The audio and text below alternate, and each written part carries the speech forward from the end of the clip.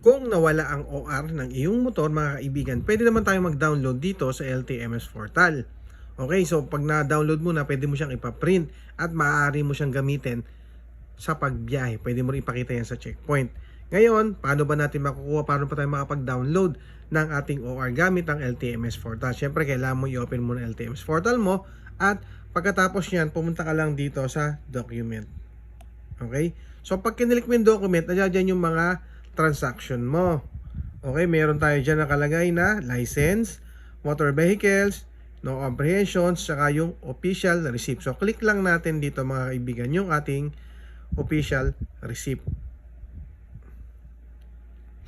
Ayan, so sa official receipt na yan, makikita mo yung iba't ibang transaction na nagawa natin.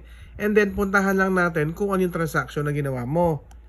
Okay? So, tingnan natin na, screenshot lang natin ng konti. So, pag tinignan mo dito sa kabilang side na to, okay, yun yung binayaran natin. And then, ano po ba yung description? Ayan, no, mayroon tayo dyang private vehicles, yan, may driver's license, and makita mo kung kailan tayo nagbayad. O, ito sabihin natin, ito yung 10-10-25. Isabihin po yan, yung tapat po niyan ay private vehicles. Kailan, dyan po tayo nagparehistro. Last year ng October. And then, ito po yung kanyang OR. Ito po yung i-view natin. Okay? So, click nyo lang tong side na to. Wait lang. Yan. So, yan. Kapag na-view po nyo yan, antay lang tayo ng konti. At meron pong lalabas na ganyan na download it. Okay? So, download na lang natin. Papakita ko sa inyo mga kaibigan. Yan, no? Download. Click lang natin. Download. Tapos, hanap ka kung saan may download. Download again kasi na-download ko na yan dati. Ngayon, download again. Tapos, hanap tayo kung saan na-download. Pwedeng kung saan man nyo gusto. Pwedeng dito. And then, always na natin. So, kapag na-always na natin, punta tayo dito sa open. Ayan, ito yung download natin. I-click lang natin yan. Tapos, dito.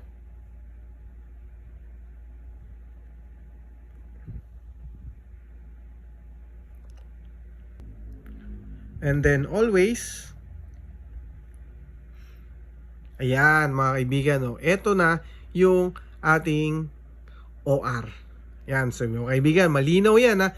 Pwede po tayo mag-download ng ating OR sa ating cellphone at ito yung ipaprint na lang natin. Magagamit po natin yan kapag po tayo ay bibiyahe. Mga kaibigan, ito kasi kung sakasakaling naiwan mo or mga kaibigan, ito kasi kung sakasakaling nawala ang iyong OR ng iyong sasakyan, pwede mo i-download yan dito sa iyong LTMS portal. Legit po yan mga kaibigan natin. Magagamit at magagamit mo po yan.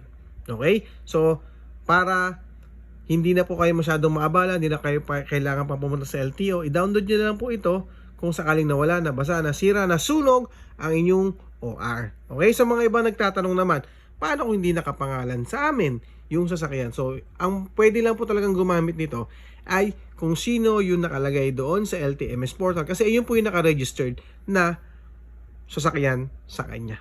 Okay? So kung ikaw ay third owner, second owner na, baka hindi mo ma-download sa ito kasi nga po hindi sa iyo nakapangalan ang sasakyan at hindi pa po siya nakalink doon sa iyong LTMS portal. Okay? Yun lang. Salamat!